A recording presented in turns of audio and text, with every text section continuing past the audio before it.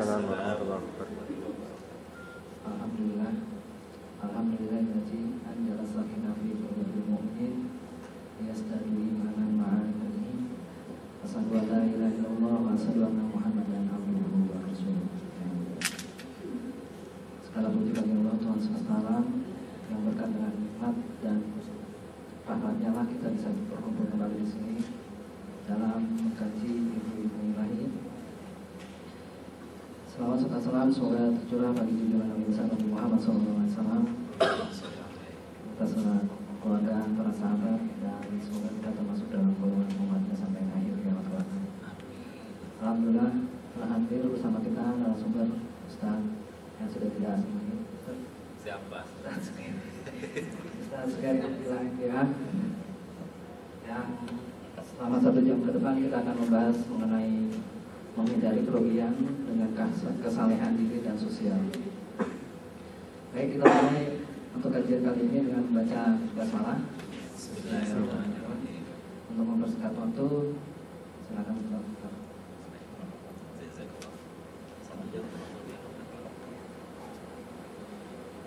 Assalamualaikum warahmatullahi wabarakatuh. Waalaikumsalam. Alhamdulillahirabbil alamin wa bihi nasta'inu ala umuri dunya waddin sayyidina Muhammadin wa ala alihi wa ashabihi ajma'in, amma ba'du. Qala Allah ta'ala fil kitabihil karim, a'udzu billahi minasy syaithanir rajim, wal 'asr innal insana lafi khusr illa alladziina aamanu wa 'amilus shalihati wa tawasaw bil haqq wa tawasaw bis sabr. Shadaqallahul 'azim. Rekan-rekan ikhwan akhwat yang dirahmati Allah Subhanahu wa taala, kembali kita bersyukur kepada Allah siang ini atas taufik dan inayatnya bisa kembali bersilaturahim. Mudah-mudahan kehadiran kita semua Allah catat sebagai sedekah dan jariyah yang insya Allah akan memperberat timbangan amal kebajikan kita kelak di yaumil qiyamah. Apa kabar antum semuanya? Alhamdulillah. Ada yang belum makan? Sudah semua ya? Alhamdulillah. Sekedar mengingatkan, besok Jumat, Sabtu, Ahad itu bertepatan dengan tanggal 13, 14, 15 bulan Rabiul Akhir. Itu 3 hari berturut-turut ada saum sunat yang sangat dianjurkan, namanya Ayyamul Bid, saum pertengahan bulan. Kata Nabi, berpuasalah kamu pada hari-hari yang cemerlang. 1 hari saum pahalanya sama dengan 10 hari. Jika kamu melakukannya setiap bulan, maka sama dengan kamu saum sepanjang masa. Hebat apa asik? Hebat apa asik? Hebat dan asik. Berarti besok saum semua insya Allah ya, kecuali wanita yang berhalangan. Jadi sekedar mengingatkan. Allah Subhanahu wa ta'ala berfirman dalam surah di atas. Adakah surah di atas? Ada surah di atas? Ada surah berapa, ayat berapa surah di atas itu? Masa Surah itu iya, surah Al-Asr ya. Ya serius banget. Allah Subhanahu wa ta'ala berfirman dalam surah Al-Asr. Sudah disebutkan di atas. Ketika mengomentari surah Al-Asr, Imam Syafi'i radhiyallahu anhu beliau berkata, kalaulah Allah Subhanahu wa ta'ala tidak menurunkan surah-surah lain di dalam surah-surah Al-Qur'anul Karim itu, maka cukuplah surah Al-Asr menjadi pegangan hidup bagi orang-orang beriman. Ya, kalau bahasa kliniknya tanda kutip, ya, jimat orang beriman. Kalau nggak ada surah lain, cukup itu aja udah. Nggak perlu yang namanya pakai isim-isim apa, nggak perlu pakai mantra-mantra apa, nggak perlu datang ke orang pintar apa, nggak perlu. Cukup dengan memegang surah Al-Asr, maka kaum muslimin, kaum muslimat selamat dunia akhirat. Ini ungkapan ulama yang soleh, ya Imam Syafi'i radhiyallahu anhu. Kalau Allah tidak menurunkan surah-surah lain, cukup Al-Asr itu menjadi pegangan hidup bagi orang-orang beriman. Nah, Allah mengawali dengan kalimat Al-Asr, wal asr, demi masa. Innal insana lafi khusr, sesungguhnya manusia semuanya dalam keadaan rugi. Al-Asr diambil dari kata atau nama sebuah waktu sholat, yaitu sholat asar. Waktu ini dipakai oleh Allah sebutannya untuk mengingatkan kepada kita umat manusia tentang singkatnya waktu kesempatan hidup kita di dunia ini. Sampai-sampai dalam surah An-Nazi'at Allah menyebutkan, dan pada hari mereka menyaksikan dahsyatnya hari berbangkit, lam yalbathu illa asyiyatan aw duhaha, maka mereka akan berkata, demi Allah, kami tidak pernah hidup di dunia kecuali hanya sebatas waktu asar atau waktu duha saja. Al-Quran menggambarkan demikian. Kenapa bisa begitu? Iya, secara logika sangat makul, sangat bisa diterima oleh akal. Sebab waktu yang di dunia ini juga dijadikan sebagai satuan masa, hitungan umur sesuatu. Umur manusia, umur peradaban manusia, bahkan umur jagat raya itu dihitung dengan waktu. Mulai dari detik, menit, jam, hari, bulan, tahun, windu, abad, apalagi milenium ya. Apa tuh? Sampai miliar, bahkan mungkin bilion tahun masih ada namanya. Tapi kehidupan akhirat unlimited, abadan, gak ada namanya. Maksudnya apa? Gak terbatas. Di dunia ini walaupun dibilang bilion tahun tetap terbatas. Pada akhirnya dunia akan binasa. Tapi kehidupan di alam akhirat abadan, seterusnya. Udah gak ada hitungannya lagi. Nah, itu artinya setiap detik waktu kita di dunia ini sangat bermakna untuk mengambil bekal memasuki kehidupan akhirat yang waktunya adalah unlimited. Maka Allah mengingatkan, innal insana lafi khusr, sungguh manusia itu senantiasa dalam keadaan merugi. Dari bicara hitung-hitungan umur, setiap bertambah satu umur manusia, maka sama dengan apa? 1000 apa? Setiap bertambah satu umur manusia, maka sesungguhnya sama dengan ya berkurang umur dia hidup di dunia satu. Ini yang namanya jika ditambah satu sama dengan kurang satu, maka itu adalah hitung-hitungan umur.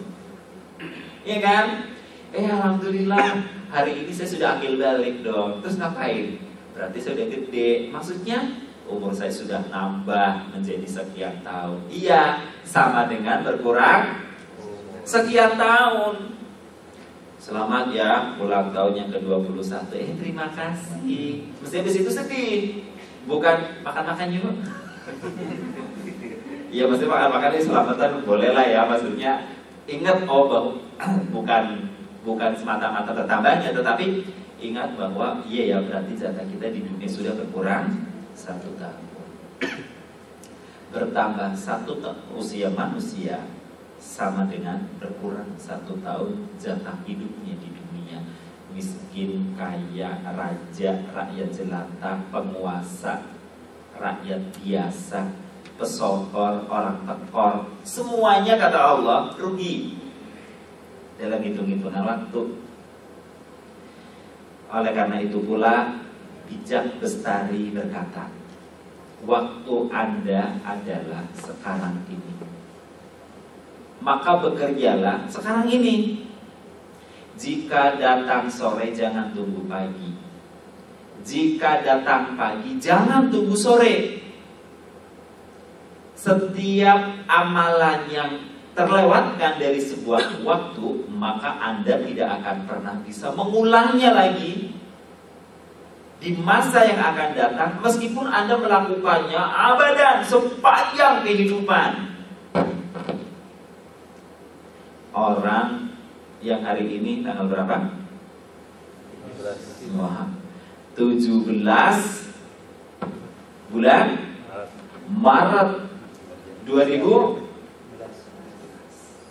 tidak baca Quran, maka orang itu dia tidak akan pernah bisa membayar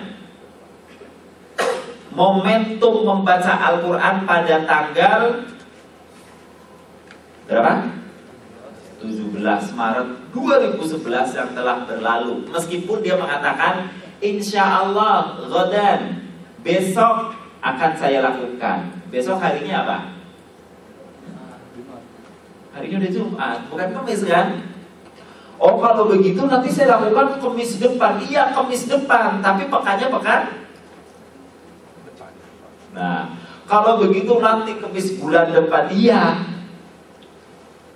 namanya Kamis, pekannya udah beda, bulannya juga beda. Setiap detik waktu yang berlalu tanpa ada sebuah amalan, maka seseorang tidak akan pernah bisa mengulangnya, tidak bisa membayarnya meskipun dia melakukannya sepanjang masa.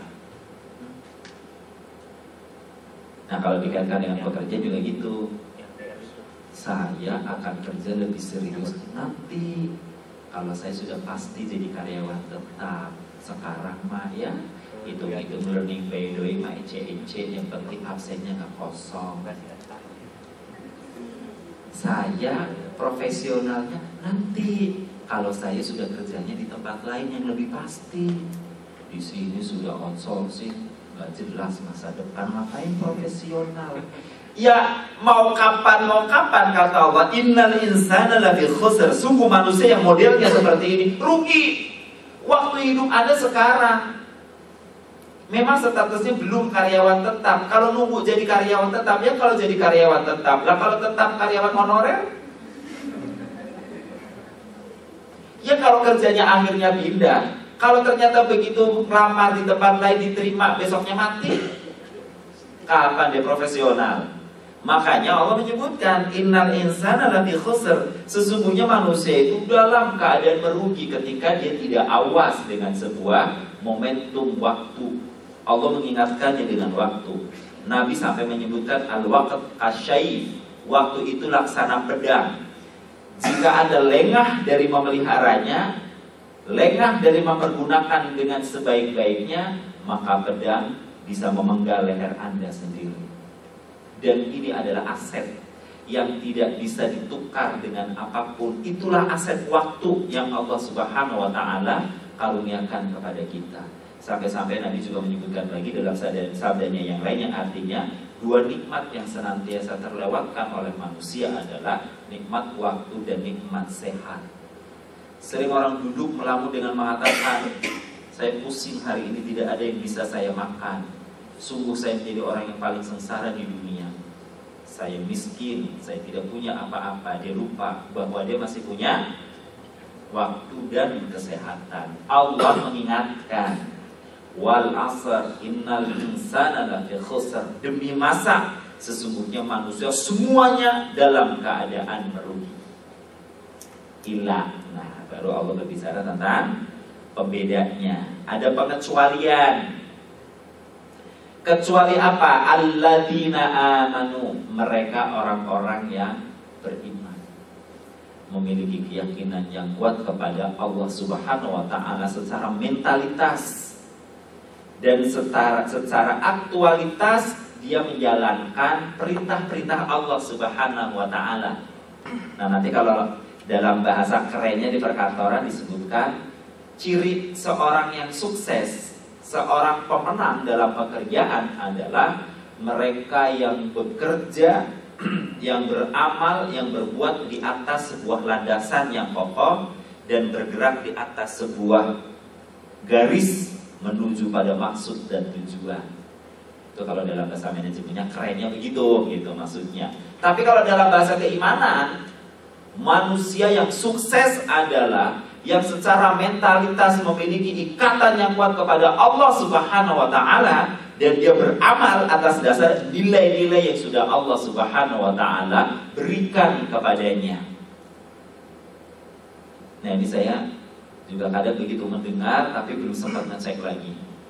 Ada penjelasan yang menyebutkan bahwa apa ini hadis gitu ya, apa kisah riwayat, bahwa ketika Allah Subhanahu wa Ta'ala sebelum menciptakan jagat raya atau manusia gitu, Allah sudah lebih dahulu menciptakan atau mengkolamkan Al-Quranul Karim itu di Lauhul Mahfuz. Kalam Allah ini sudah ada di Lauhul Mahfuz sebelum Allah menciptakan manusia. Blueprint perilaku hidup manusia sebelum lahir itu sudah ada petunjuknya di dalam Al-Quranul Karim. Maka kalau kalimat sederhananya lagi adalah orang beriman adalah orang yang yakin terikat kepada Allah Subhanahu wa Ta'ala dan dalam hidup melaksanakan nilai-nilai Al-Quranul Karim. Yang lebih mudahnya lagi seperti itu. Ya, saya kan awam, saya kan bukan orang Arab. Gimana caranya? Caranya ikut Nabi. Makanya ada namanya sunnah Rasul. Jangan setiap sunnah Rasul di Twitter, di Facebook, apalagi yang terbaru. Nanti malam sunnah Rasul. Ya Allah, tolong. Sunnah Rasul ketika itu doang apa ya? Yang dimaksud nanti malam sunnah Rasul itu apa gitu kan? Ya walaupun sih ada benarnya, nggak salah total. Cuman maksudnya kok jadi sedangkal itu yang namanya sunnah Rasul. Padahal sunnah Rasul adalah semua perilaku Nabi yang mutlak dijadikan panduan oleh kita sebagai pengikutnya. Orang-orang beriman ini dikecualikan oleh Allah Subhanahu wa Ta'ala dari kelompok orang yang merugi. Orang beriman yang seperti apa? Al-Quranul Karim menyebutkan, kalau nggak salah di surah Al-Hujurat, kalau yang membaca Quran boleh dilihat. Innamal mu'minuna alladzina amanu billahi wa rasulihi tsumma lam yartabu. Sesungguhnya yang dikatakan orang-orang beriman adalah mereka yang yakin kepada Allah Subhanahu wa Ta'ala dan Rasulnya, tsumma lam yartabu, kemudian mereka tidak ragu-ragu untuk menjalankan nilai-nilai keimanannya itu. Apa yang sudah Allah turunkan kepadanya melalui apa perantara Rasulullah SAW. Ingat, Rasul Muhammad adalah utusan Allah untuk menjadi penyambung lidah, tanda kutip, Allah Subhanahu wa Ta'ala kepada umatnya, dan orang itu yakin melakukannya tanpa ada kabut keraguan. Sami'na wa ata'na, saya dengar dan saya patuh. Sam'an wa ta'atan, orang-orang seperti itu mendengar dan patuh. Tsumma lam yartabu wa yujahiduna fi sabilillah, dan mereka senantiasa bersungguh-sungguh. Kalau bahasa perkataannya bersungguh-sungguh apa?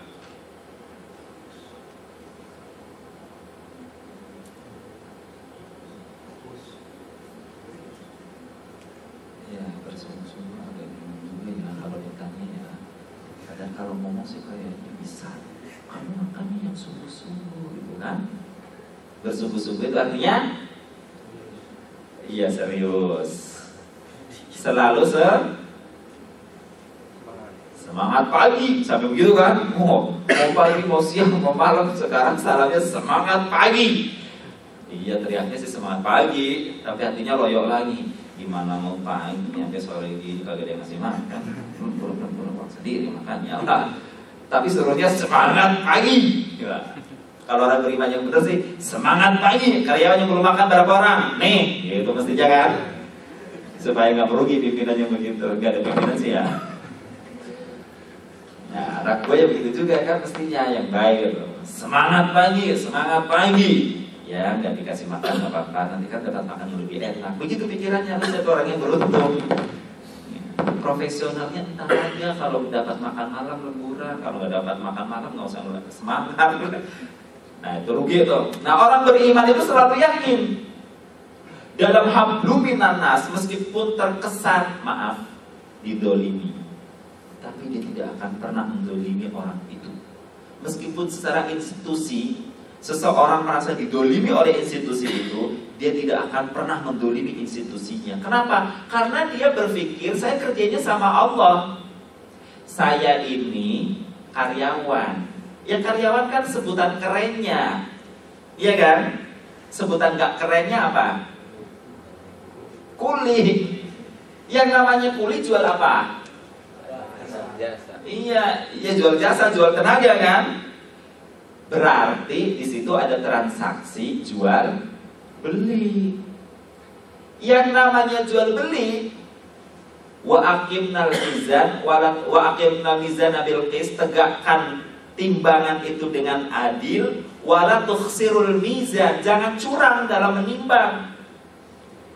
Status itu kan status kemanusiaan, memang zamannya lagi zaman begini, ada outsourcing, ada kontrak, ada yang gak jelas, ada yang bingung, ada limbung. Zaman yang kontrak, yang pimpinannya pusing. Besok saya masih di sini apa enggak, begitu. Kita apa mikirnya? Tahun depan diperpanjang, kagak, tahun depan masih kelamaan. Itu yang jadi bos-bos berpikirnya besok saya masih di sini apa enggak, pusing juga tuh. Jadi kalau ngomong masalah, semua masalah. Nah, kembali lagi, saya ini sedang jual beli, saya kulik menjual tenaga. Pada siapa? Di tempat saya kerja sekarang ini, entah kepada siapa. Nggak peduli saya transaksinya dengan Yahudi apa Nasrani, udah gak lagi begitu kan? Yang namanya menjual itu dan tidak boleh mengurangi timbangan tidak disebut. Misalnya, wala tuhsirul mizan ilal mu'min. Misalnya nggak ada, jangan mengurangi timbangan kalau sesama mukmin, enggak. Kalimatnya umum. Gak bisa orang kemudian kerja sama Yahudi begini mah payah. Islam sih Islam, tapi otaknya Yahudi. Ngapain datang serius-serius? Ngapain kerja benar-benar? Udah, yang penting absen. Habis itu yang perempuan main kutek, main kuku, yang perempuan main Facebook, yang laki main Facebook. Itu aja udah. Nggak usah mantap-mantap bekerja mah, yang penting menggugurkan kewajiban apa. Itu namanya tukhsirul mizan. Orang begitu, untung apa begitu? Ya kan? Orang beriman itu bertransaksi dengan manusia toh. Transaksi dengan manusia itu wasilah. Maka betapapun peraturan yang dibikin oleh manusia, entah namanya kapitalis, entah namanya sosialis, memang kita memasuki wilayah itu, Islam tetap orang yang beruntung ditegaskan transaksinya kepada Allah. Harus begitu pemikirannya. Maka Nabi sampai mengingatkan, la yadkhulun nar, tidak akan pernah disentuh api yang menyala-nyala. Man fil qalbihi habbatun khardalin minal iman. Siapapun orangnya yang di dalam hatinya menanamkan nilai-nilai keimanan, meskipun hanya sebesar biji darah, sebesar ada tidak biji sawi, tahun-tahun dulu, tahun-tahun sekarang ini disebutnya sebesar biji atom. Orang yang menanam keimanan di dalam hatinya tidak akan pernah disentuh api. Yang namanya api dalam bentuk fisiknya bisa membakar, itu api dunia. Jangan ngomong neraka dulu gitu ya. Kalau neraka udah jelas lah, kita udah hafal insya Allah. Tinggal ngelakoninya mau masuk apa enggak kan gitu kan. Kalau ngomong neraka udah hafal semua pasti. Oh neraka itu ya yang ada apinya. Oh iya udah ngerti kan. Mau dibahas muter-muter kayak gitu, udah tinggal ngelakoninya mau masuk apa enggak kan gitu kan. Oh surga ya, iya. Oh sudah ngerti itu di surga yang di bawahnya mengalir sungai-sungai, yang ada bidadari-bidadari. Penghuninya di atas bermalas-malasan. Yang cowok setiap hari sibuk dalam kesenangan. Kata Ibnul Qayyim, iya, kesibukan penghuni surga laki-lakinya adalah memecahkan keperawanan gadis-gadis. Oh sibuk bener dah tuh. Nah, orang-orang beriman tidak akan disentuh api. Yang namanya api di dunia, kalau api kemarahan bisa membakar perasaan. Jangan kemarahan, cemburu aja bisa bakar beneran orang. Cemburu itu juga cemburu buta lagi. Nah, orang yang beriman tidak akan disentuh api kemarahan, tidak akan disentuh api dunia. Maksudnya dijadikan sebagai alat dia menyiksa makhluk dan lain sebagainya. Ini ngomong konteks dunianya. Enggak gampang kalah, enggak gampang gelap mata. Dia tetap fokus, dia tetap tenang, dia menapak step by step. Jalan kehidupan itu ditapaki persis seperti pendaki gunung. Dia hanya bisa berjalan ke depan, menapak langkahnya, meskipun sesekali mendongak ke atas, tapi dia tidak merisaukan tentang jarak yang masih jauh. Dia tidak merisaukan kiri kanannya jurang yang dalam. Dia tidak merisaukan bahwa setiap tapaknya bisa saja terkena duri atau terkena longsoran tanah, karena tanah itu tidak kuat untuk dijadikan pijakan. Dia tetap bergerak. Nah, orang-orang seperti ini untung la yadkhuluna, tidak akan tersentuh api neraka. Seorang teman bercerita, saya di waktu itu di company oil ya, saya di perusahaan ini baru sebulan ke Pak Ustaz. Oh iya Mas, yang saya bingung kata dia, saya ini dulu di konsultan yang sering menjadi vendornya company oil seperti ini, dan saya ditempatkan di daerah selama 10 tahun. Oh saya happy banget tuh menjalani tugas saya. Saya dipindah ke sini, saya dipindah ke sini, saya dipindah ke sini. Begitu tahun ke-10 saya dipanggil ke pusat. Begitu di pusat baru 1 tahun saya bingung, karena teman-teman saya satu persatu pretel nggak ada. Dan yang membuat saya kaget banget, shock adalah satu divisi bedul desa Pak Ustaz. Oh iya Mas, iya. Itu saya langsung ngebayang tuh betapa langsung sepinya tuh kantor gitu kan. Satu divisi bedul desa, benar-benar habis. Akhirnya dia nanya ke sekeliling, dia dapat berita, iya, karena perusahaan kita menuju pada jurang kebangkrutan. Dia kaget. Oh my God, ini baru sangat-sangat kalau begini nih. Dia nggak manusia biasa kan. Akhirnya suatu masa di divisi beliau ini, supervisornya makin mungkin. Terus disampaikan terus terang. Kata beliau, alhamdulillah dia baik Pak Ustaz memberikan pencerahan. Padahal keseharian sih nggak begitu nampak keagamaannya, tapi hari itu dia spiritual banget katanya. Dia bilang, saudara-saudara, saya kumpulkan Anda di sini sekalian. Demi Allah saya akan menyampaikan satu kebenaran yang sedang kita hadapi bersama. Jika Anda melihat di divisi ini si Polan sudah nggak ada, divisi ini si Polan nggak ada, itu bukan karena perusahaan memecat, tapi mereka memang pada pindah resign sendiri. Dan belakangan satu divisi bedul desa. Demi Allah, perusahaan kita ini sedang menuju pada kebangkrutan. Kaget semua, berlemas kata dia. Nyawa saya kayak tinggal separuh Pak Ustaz, kata dia nih. Mana anak saya baru lahir nih. Saya pikir saya ditarik ke pusat itu karena hebat gitu kan. Nah benar disebut salah satu namanya beliau itu. Dan Anda Pak Atu, Anda ditarik ke pusat karena prestasi Anda di daerah itu bagus. Bukan hanya kepada Pak Agung saya minta pesan. Saya minta bekerjalah Anda seperti tidak sedang terjadi apa-apa, dengan satu keyakinan dan satu pengharapan bahwa perusahaan yang sedang Anda mengabdi ini adalah perusahaan yang kokoh dan besar. Sebagaimana kemarin Anda datang ke sini. Ingat, sekarang memang sedang sekarat, tapi ketika Anda sekarat secara ekonomi, bukankah Anda dihidupi oleh perusahaan ini? Maka saya minta sekarang Anda bekerjalah seperti tidak terjadi apa-apa, dan yakinlah perusahaan ini mungkin tidak bisa membayar Anda, tapi Allah akan membayar Anda. Dan itu yang Mas Agung ini katanya nangis deh, kaget ya. Ya Allah, ternyata bos saya ada spiritualnya juga, kata dia nih. Dia antara ragu dan yakin, tapi dia juga teringat apresiasi kita tadi. Termasuk Mas Agung, Anda ditarik ke pusat karena prestasi Anda di daerah bagus begitu. Artinya udah mati gengsi duluan gitu kan. Masa habis dipuji besok keluar, kan lucu. Nah, Mas Agung ini konsentrasi. Satu kalimat terakhir sebelum ditutup oleh supervisor itu bilang, tapi jika Anda tetap ragu di sini, yakin tidak bisa dapat makan, dan Anda mau melamar-lamar ke tempat lain, silahkan Anda melamar-lamar. Nah termasuk Pak Agung ini melamar-lamar juga, ngikutin kan. Tapi beliau tetap bekerja serius, seperti tidak terjadi apa-apa. Gajinya sempat tertunda betul-betul 3 bulan tidak dibayar. Jadi dari perusahaan kelas menengah sampai seperti itu keadaannya. Tapi beliau tetap.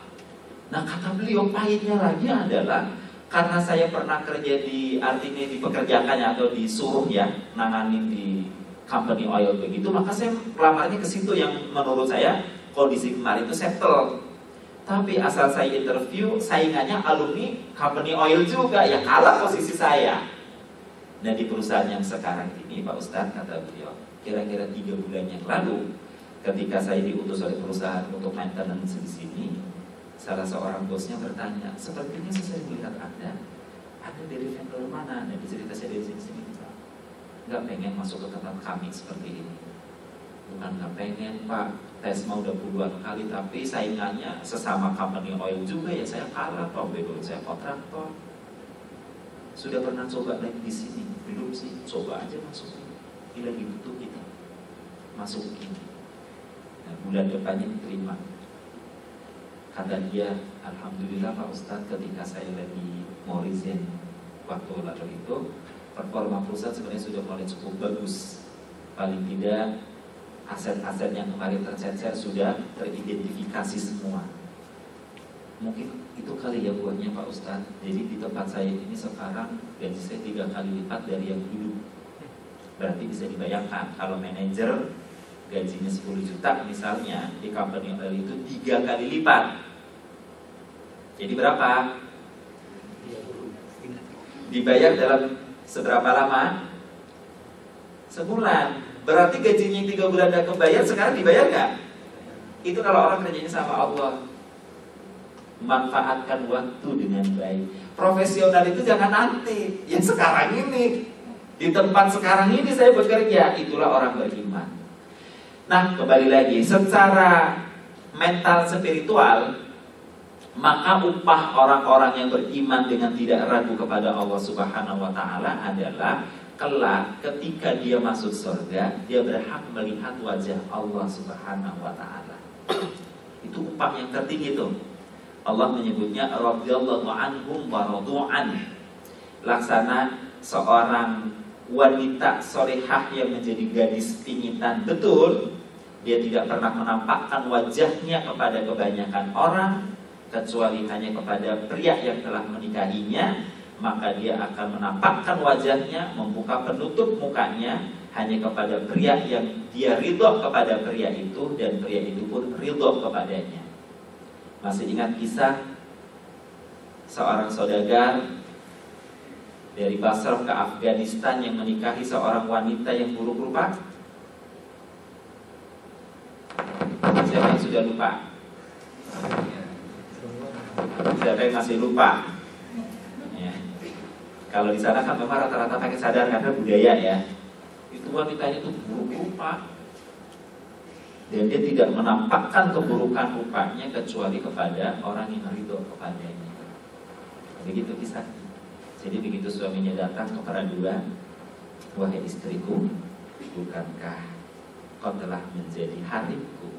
Apa yang semula diharamkan Allah sekarang Allah halalkan buatku. Bukankah sudah tiba masanya kau membuka cadarmu, kau tampakkan kepada suamimu ini? Yaitu ini mengatakan, demi Allah, aku sangat senang ridho kepadamu karena kau telah menikahiku wahai suamiku. Tapi aku khawatir ketika cadarku aku buka, kau takkan tahan melihat keadaanku. Kata suaminya, aha, perkataanmu persis seperti perkataan bapakmu tadi. Aku memang sudah tak tahan untuk melihat keadaanmu. Begitu dia buka cadar, dia mengapa? Gemeteran. Kenapa? Istrinya buruk-buruk Pak, seburuk-buruknya wanita. Nah karena dia ridho, maka wanita ini kemudian turun dari kamar mandi, dari tempat tidur, maaf. Dia ngambil koper, dibuka kopernya, isinya emas permata, dan dia bilang, Mas, aku ucapkan terima kasih kau telah mengawiniku. Setidaknya statusku sebagai perawan tua di daerah sini gugurlah sudah. Dan keinginanku membahagiakan hati bapakku yang ulama besar di sini pun terpenuhi kini. Jika kau tidak sudi beristrikan aku, Mas, demi Allah ceraikanlah aku sekarang juga. Dan sebagai tanda terima kasihku, aku hadiahkan sekoper emas ini buatmu. Pergi dan carilah wanita lain yang menarik hatimu, yang paling cantik di dunia. Jadikan ini sebagai maharnya. Kira-kira kalau cowok sekarang jawabnya apa? Iya ya kan?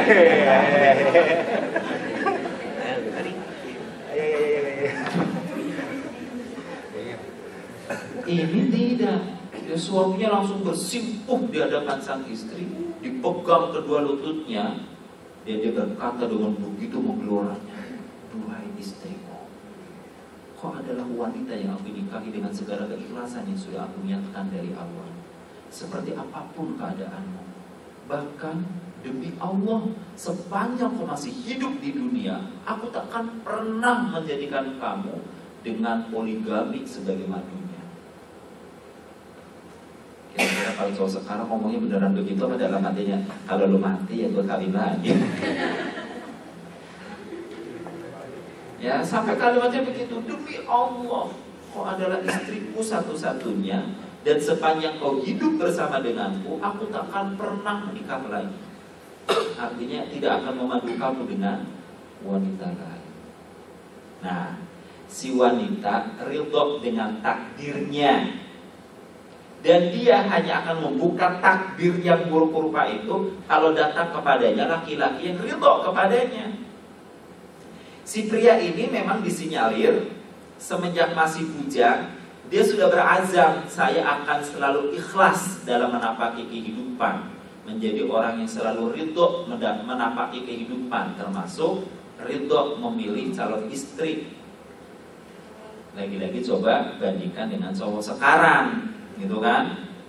Saya Pak Ustadz ridho banget kalau Pak Ustadz mau membantu saya mencarikan istri.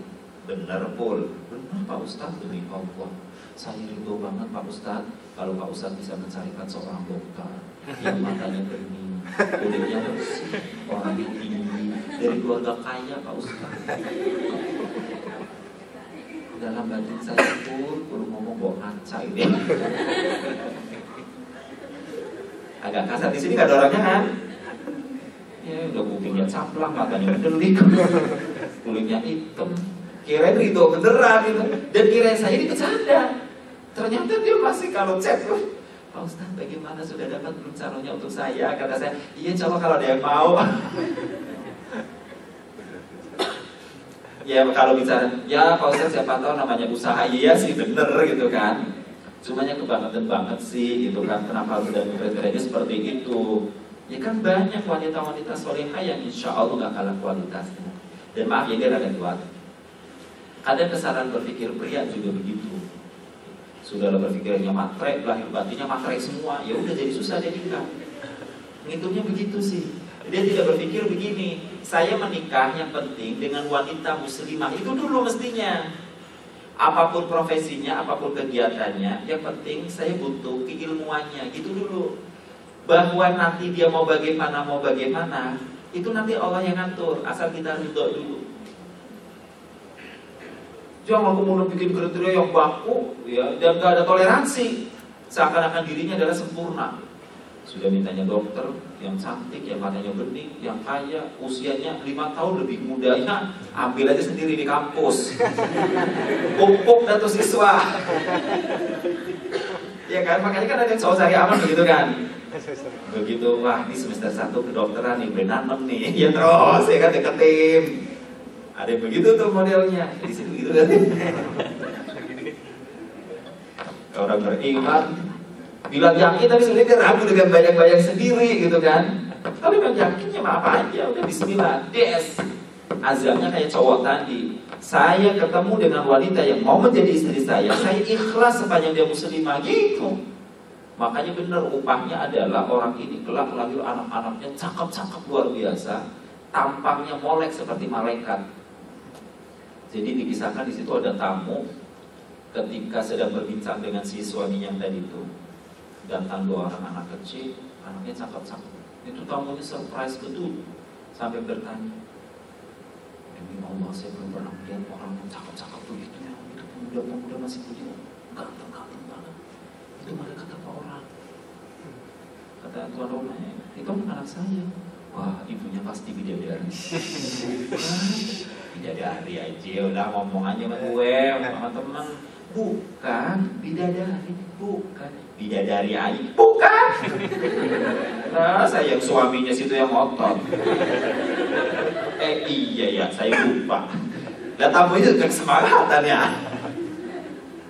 Coba boleh lihat istri kamu lah, boleh aja ke ruang tengah, diperlihatkan. Gantian sekarang tamunya yang gemeteran.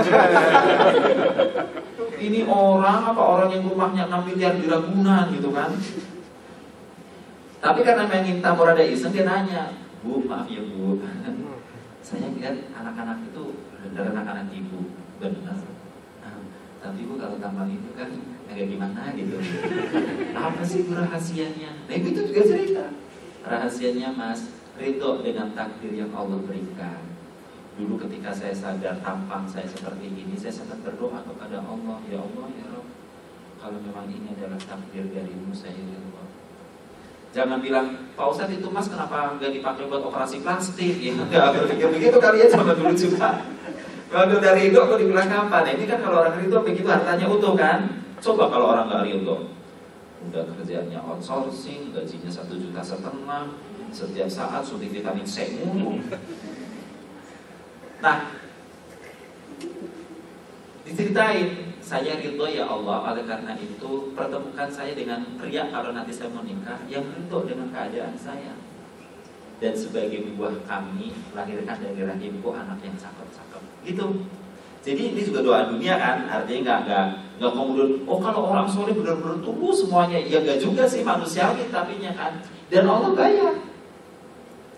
Makanya Allah menyebutkan, man kana yuridu harta dunya nu'tihi minha. Barang siapa yang menghendaki pahala dunia, kami akan berikan sebagiannya.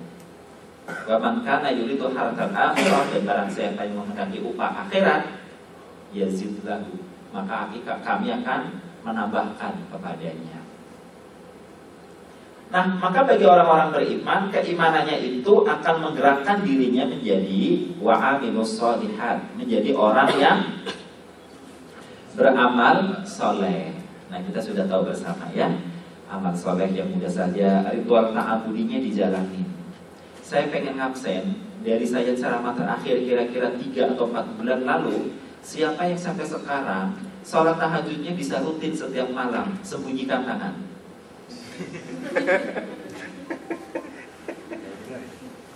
Ya, saya semalam baru, kalau dibilang mententer gitu lah ya, karena tamu saya itu masih belia banget, dan saya sangat bangga itu. Dia lulus SMA, dia sempat bekerja di daerah yang jauh, bapaknya supir kayak Maya Sari Bakti begitu. Dan bapaknya pulang jam 3, berangkat jam 4 berikutnya pagi. Dia kasihan, akhirnya dibilang, saudara Pak, saya nggak usah kuliah, Bapak bekerja, saya bekerja. Saya bekerja, tetapi sesuatu dan lain hal yang nggak cocok dengan saudaranya di tempat jauhnya itu, dan dia pindah sekarang ke Tangerang. Dia bilang, saya akan coba bekerja apa saja di Poster, saya akan buka franchise. Nah, kadang saya bangga tuh sama pemuda yang begitu. Ya, karena banyak kisah-kisah sukses itu betul-betul dimulai dari pinggir jalan dengan semangat pengorbanan yang luar biasa. Maka saya bilang, sholat tahajudnya kamu jalan enggak? Jujur belum pernah Pak Ustaz. Saya bilang, kalau kamu bisa tahajud dari sekarang, umur kamu sekarang berapa? 20, oke. 20 tahun kamu tahajud di usia ini, per nanti malam. Maka di tahun ke-25 paling lama, tahajud kamu itu akan berbuah. Bisnis kamu akan berkembang, apalagi kalau kamu semangat kuliah. Insya Allah nanti di tahun kedua kamu pasti kuliah dengan izin Allah, saya bilang. Karena itu sudah teruji dan terbukti. Sholat tahajudnya nggak usah lama-lama, cukup 1 jam, paling cepat 2 jam tiap malam. Nah nanti di tahun ke-6 sampai tahun ke-10, kesuksesannya itu nanti hari pertama di tahun masuk tahun ke-11, dari tahun ke-10 lepas, itu rezeki kita udah datang sendiri. Enak apa enak? Enak. Sudah saya tulis trailernya itu sebenarnya di Facebook gitu ya. Tinggal tahajudnya belum saya ceritakan. Mencari rezeki itu ibarat mencari madu. ada orang yang keluar masuk hutan, tubuhnya babak belur karena duri, atau lebam karena disengat lebah, dapat madunya kadang sesuapan. Tapi ada orang untuk mendapatkan madu, dia cukup pasang kubis dan disantelkan di pohon samping rumahnya dan diolesi madu. Maka tawon-tawon madu berdatangan membuat sarang. Orang ini bukan hanya mendapat sesuapan, tapi dia bisa menjadi produsen madu. Mau pilih cara mana? Pertama apa kedua? Ada yang komen di situ, kalau saya mah Pak Ustadz tetap dua-duanya. Di samping saya bekerja cari pengalaman, saya tetap pengembangan dalam batin saya, makan tuh kelelahan. Ntar kalau anaknya komplain aja, mama kerja mulu baru nangis. Atau suatu saat anaknya ditinggal masih orok, pas pulang udah gede, emaknya datang dipanggilnya tante. Tante baru pulang. Ya, di jalan panjang tuh ada bapak-bapak kerjanya perantau mulu, anaknya ditinggal sama emaknya sama neneknya, mertuanya. Anaknya ditinggal usia 6 bulan, pulang-pulang udah tahun ketiga, begitu buka pintu jegrek yang buka anaknya. Anaknya teriak, mama ada tamu. Siapa? Nggak tahu tuh, om hitam gede mah. Bapaknya langsung nangis, ya Allah, rasanya panggil saya om. Mana dibilang hitam jelek lagi. Tidak beneran kalau kita nangis. Ayo salah siapa? Ya kerja mulu sih. Nah di sini, wa amilus sholihat, kerjakan itu amal-amal ritual ta'abudi. Kalau yang amal-amal dunia ini kan kita tadi sudah jelaskan di atas juga. Kemudian watawassaw bil haqq watawassaw bis sabr. Tetaplah saling berwasiat dalam kebenaran dan berwasiat dalam kesabaran. Kenapa harus begitu? Iya, kalau ngeladenin pikiran, ngatain kekurangan orang, sampai mati orang juga gak ada yang sempurna. Kalau ngeladenin kesel hati temennya dikasih tahu kagak berubah-berubah, ya memang begitu manusia, bukan dia tambah, emang Allah takdirkan dia begitu. Kenapa dia begitu? Karena Allah menghendaki kita menjadikan dia sebagai ladang amal soleh. Lah kalau semua orang udah taat semua, kita dapat pahala amal solehnya dari mana? Kalau semua wanita dalam rumah tangga sudah seperti muti'ah, tidak menerima tamu laki-laki kecuali atas izin suami. Begitu suaminya pulang, mukanya dilap pakai air, kaki tangannya dicuci, kemudian dikeringin, duduk, dikasih makan. Begitu suaminya makan, duduk di sampingnya dengan manis. Asal suaminya mengunyah, tersenyum, muti'ah membalas dengan senyum yang paling manis di dunia, tanpa sepatah kata pun. Nah sampai di sini aja coba bandingkan dengan wanita dunia. Mau minum apa mas? Ya apa aja dede, yang penting mas bisa minum. Alhamdulillah suamiku baik. Duduk ya mas, kayaknya keringat mas banyak deh. Sebentar ya mas, iya. Begitu keluar bawa airnya ngebul. Bawa airnya ngebul deh. Ya kan mas keringetan biar cepat tuntas sekalian mas. Padahal gak ada air adem. Begitu lagi baru minum, enak gak mas? Enak gak mas? Baru mangap, enak gak mas? Kapan izinnya, kapan jawab? Oh, baru mangap tanya enak gak mas? Kalau ngasih makan, suaminya lagi baru nyuap sampai 3 sop, mas tahu gak? Oh anak kita mas, kenapa gak ada mas? Maksudnya sih mau senang. Kata suaminya, lah gue lagi ngomongnya lu ngobrol mulu. Coba muti'ah. Jadi muti'ah itu kualitasnya barangkali bukan hanya pada masakannya, tapi pada pelayanan dan penyajiannya. Suaminya tuh menikmati makan bukan karena kelezatan makanannya saja, tapi karena sikap muti'ah membuat suaminya tuh maknina, kasih kesempatan dia menikmati setiap suapannya. Atau zaman juga suaminya makan modar mandir bikin batuk. Kalau mau modar mandir dia ribut sama anak, udah ngerti lakinya lagi lapar. Kalau lakinya nggak sabar-sabar amat coba, ya kan? Kalau lakinya nggak sabar kan gebrak meja. Lu semua pada tahu kan gue lapar. Ada orang lapar, emak sama anak ribut mulu kok. Gimana coba tuh? Tapi itu kan ladang amal soleh dari sini lagi kan. Coba kalau semua wanita sudah seperti muti'ah, nggak ada di rumah tangga tuh ladang amal soleh lagi, udah baik semuanya. Makanya kan wajar istri kadang dibikin atau diciptakan dengan keadaan agak lolang dikit. Pentiumnya Pentium 1, padahal suaminya Pentium 4. Jangan kata suaminya, kok perempuan kalau udah jadi istri on.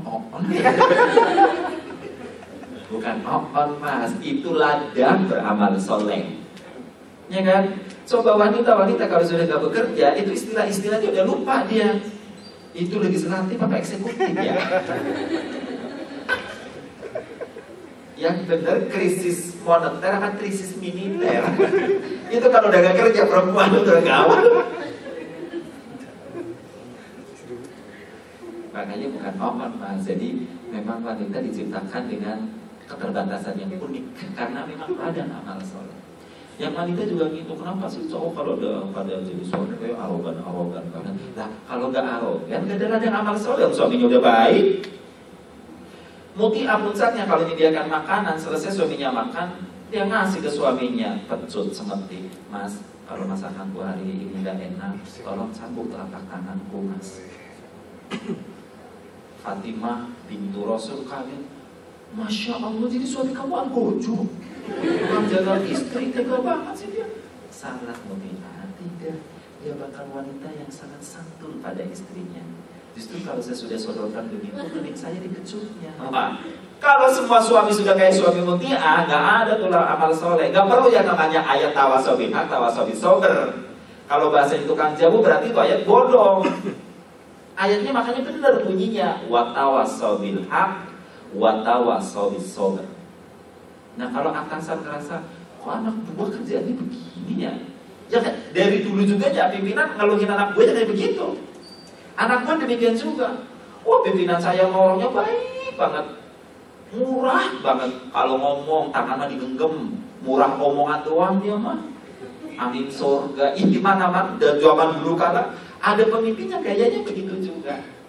Makanya tawasobil haq, tawasobil sober.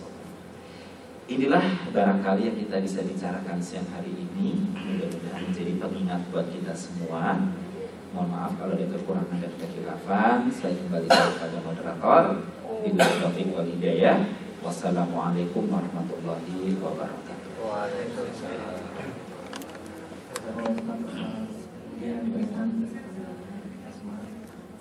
dari kesimpulan yang bisa saya mengenai dengan tafsir surat Al-Asr yang dimana artinya waktu, dimana waktu yang tidak waktu saat ini akan berlalu kalau tidak digunakan dengan baik. Baik, untuk memperjelas materi, ada yang ingin ditanyakan?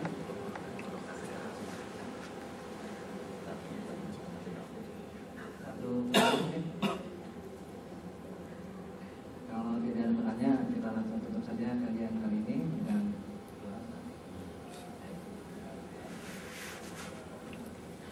baik, alhamdulillah, rahmatullah. Mari kita sudahi tadi dengan berdoa kepada Allah Subhanahu wa taala. Ala hadinya wa kulli salihah al-Fatihah.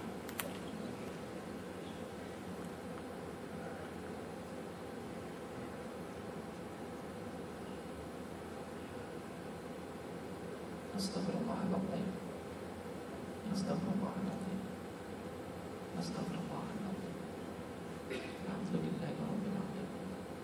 Allahumma shalli ala sayyidina Muhammadin nabiyil ummi wa ala alihi washabbihi wasallam.